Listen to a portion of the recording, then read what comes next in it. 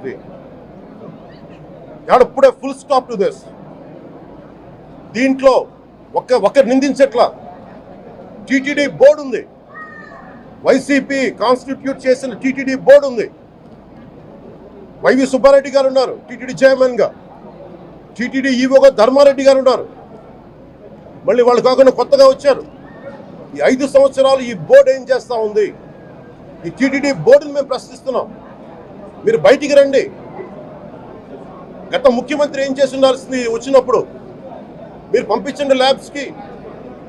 మీకు ఎవరైతే తప్పులు చేశారో వారి మీద మీరు చర్యలు తీసుకోండి చెప్పాలి. కానీ తప్పులు చేసిన వాళ్ళు వెనకేసుకొచ్చే విధానం ఏంటో నాకు అర్థం కావట్లేదు. ఇది ఆయన మార్చుకోవాలి. అంతేగాని మీరు అస్థిరత చేసే ఆలోచన కానే కాదు. ఇదే మీరు ఊహించండి. ఇంకా ఏ ధర్మం మీదైనా సరే ఇలాంటి అపవిత్రం ఒక చర్చి మీద జరిగిన, ఒక మస్జిద్ మీద జరిగిన దేశం అల్లకల్లోలం చేసేస్తారు. ప్రపంచం అంతా మాట్లాడతారు, గ్లోబల్ న్యూస్ అయిపోద్ది. కానీ దేశంలో కోట్లాది మంది హిందువులు అపవిత్రమైతే, ఈ ప్రసాదం అపవిత్రమైతే ఒక్కరు కూడా మాట్లాడకూడదు. ఇది సెక్యులర్ వ్యవస్థకు విఘాతం. అంటే హిందువులకి మనోభావాలు ఉండవా? ఇది ఒక్కరు నిందించట్లా. అసలు మీరు ప్రస్తావన చేయకూడదు, ఇది తప్పు, ఇది మాట్లాడకూడదంటే ఎట్లా? ఇదే వేరే మతానికి మీరు అన్వయిస్తారా? నేను అన్ని మతాలని సమానంగా గౌరవించేవాడిని, ఇస్లాంని గౌరవించేవాడిని, క్రిస్టియానిటీని గౌరవించేవాళ్ళం మేమందరం. సనాతన ధర్మం అని మొత్తుకుంటున్నాం. దేనికి సనాతన ధర్మం అంటే? సనాతన ధర్మానికి ఒకరు ప్రారంభించింది కాదు. ఇది ఒక వ్యక్తి ఒక కూర్చోబెట్టి ఒకరు స్టార్ట్ చేసింది కాదు. ఇది కొన్ని వేలాది సంవత్సరాలుగా అన్ని మతాలని, అన్ని విశ్వాసాలని అలింగనం చేసుకున్న నేల ఇది.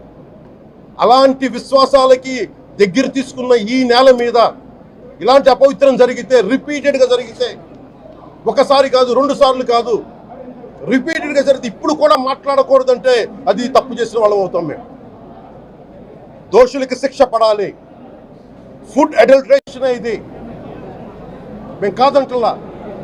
టీటీడీ బోర్డు అప్పుడు టీటీడీ బోర్డు బాధ్యత తీసుకోవాలి. పొలిటికల్గా వచ్చి అలంకారప్రాయంగా ఒక్కొక్కళ్ళు వచ్చేసి దర్శనాలకి టికెట్లు ఇవ్వడానికి మీరు బోర్డు మెంబర్స్ అవ్వలేదు. మీరు ఎవరు చైర్మన్ కానీ ఈవో కానీ. మీరు అక్కడ ధర్మాన్ని పరిరక్షించాలి. మీరు అక్కడ మీ ఇష్టాలకి మీరు కూర్చోబెట్టి మీ ఇష్టాలకి కాంట్రాక్ట్లు ఇచ్చుకోవడానికి మీరు టీటీడీ బోర్డుకి మీరు వెళ్ళలేదు. మీరు అందరూ, మీ అందరికీ బాధ్యత ఉంది. మీరు నిర్ణయించుకోవాలి. ఎవరికి కోపాలు రావు, ఎవరికి వేదన రాదు, ఎవరికి బాధలు రావుంటే కుదరదు. వస్తాయి బాధలు, వేదన ఉంది, మాట్లాడతాం. మర్చిపోకండి ఎవరు. గత ముఖ్యమంత్రి గారు కూడా నేను చేస్తా ఉన్నాను, జగన్మోహన్ రెడ్డి గారికి కూడా. ఇదే చర్చికి జరిగితే మీరు ఊరుకుంటారా? ఒక మసీదుకి జరిగితే ఊరుకుంటారా? ఒక తిరుమలకు జరిగినప్పుడు ఎందుకు వెనకేసుకొస్తారు? రాకండి. ఏ మతం మీద దాడి జరిగినా సంపూర్ణంగా నాతో సహా మేము ఖండిస్తాం, బయటకు వస్తాం. ఇస్లాం మీద దాడి జరిగితే మేము మాట్లాడతాం, క్రిస్టియానిటీ మీద దాడి జరిగితే మేము మాట్లాడతాం. హిందూ ధర్మం మీద, సనాతన ధర్మం మీద దాడి జరిగితే కూడా నేను మాట్లాడతాను.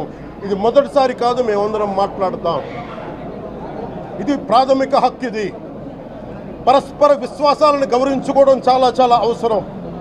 ఇది అందరికీ తెలియజేస్తున్నాను. ఇది దోషులకి కఠిన శిక్ష పడాలి. అలాగే ముఖ్యమంత్రి గారికి కూడా నేను తెలియజేసుకున్నాను, చంద్రబాబు నాయుడు గారికి కూడా. క్యాబినెట్ మీటింగ్ జరగాలి, అసెంబ్లీలో చర్చ జరగాలి.